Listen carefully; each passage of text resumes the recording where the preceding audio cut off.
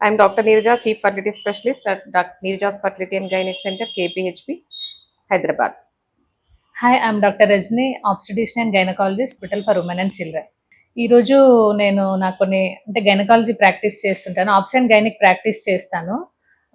IVF గురించి కొన్ని topics మేడంతో డిస్కస్ చేయబోతున్నాము. ఫస్ట్ ఏంటంటే నేను ఎవరికైనా ఐయుఐ వరకు చేస్తాను. నేను ఐయుఐలో ఫెయిల్యూర్స్ ఉంటే ఐవీఎఫ్ అడ్వైస్ చేస్తే చాలా మంది అడుగుతుంటారు, మేడం ఐవీఎఫ్ వల్ల పుట్టే బేబీస్ బాగుంటారా అని అడుగుతుంటారు. మేడం మరి ఐవీఎఫ్ తో వచ్చే బేబీస్ ఎలా ఉంటారు, ఏమైనా కాంప్లికేషన్స్ ఉంటాయా, అంటే లైక్ ఏమైనా జెనెటిక్ ప్రాబ్లమ్స్ ఉంటాయా, స్ట్రక్చరల్ గా లైక్ ప్రాబ్లమ్స్ ఏమైనా ఉంటాయా అని అడుగుతుంటారు.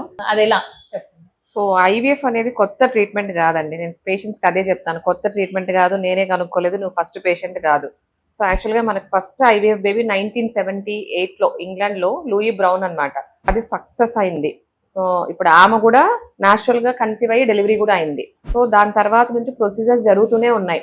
మన ఇండియాలో కూడా సేమ్ ఇయర్ అక్టోబర్లో సో కనుప్రియ అని పూణేలో అనమాట ఆ అమ్మాయి జన్మించింది.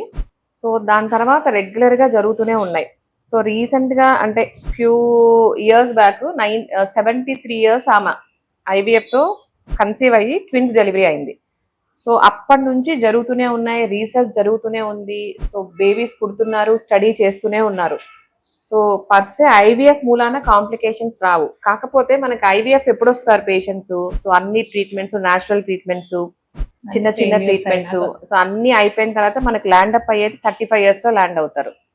సో అలాంటప్పుడు ఏమవుతుందంటే న్యాచురల్ గా కన్సీవ్ అయినా, ఐయుఐకి వెళ్ళినా, ఐవీఎఫ్ కి వెళ్ళినా ప్రెగ్నెన్సీ వస్తే సో ఆటోమేటిక్ గా ఏజ్ వల్ల ఎగ్ ఏజ్ అయిపోవడము, స్పర్మ్ ఆ ఏజ్ వల్ల జెనెటిక్ అనామలీస్ కానివ్వండి, ఆటిజం బేబీస్ కానివ్వండి, క్రోమోజోమల్లీ అబ్నార్మల్ బేబీస్ అలా పుడుతుంటారే తప్ప పర్సే ఐవీఎఫ్ వల్ల ఏ కాంప్లికేషన్స్ లేవు. సో ఇప్పటి వరకు అయితే మనము ఎక్కడా చూడలేదు.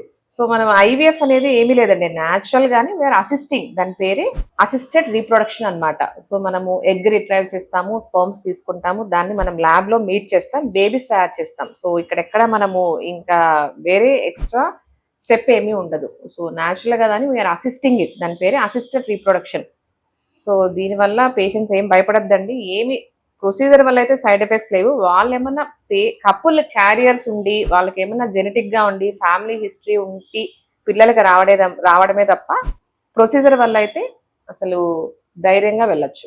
అవును మేడం చెప్పినట్టు పేషెంట్స్ కూడా వస్తుంటారు కదా, అంటే ఐవీఎఫ్ చేసిన తర్వాత మా దగ్గరికి డెలివరీకి వస్తుంటారు కదా, మేము ఫాలోఅప్ చేస్తుంటాం కదా.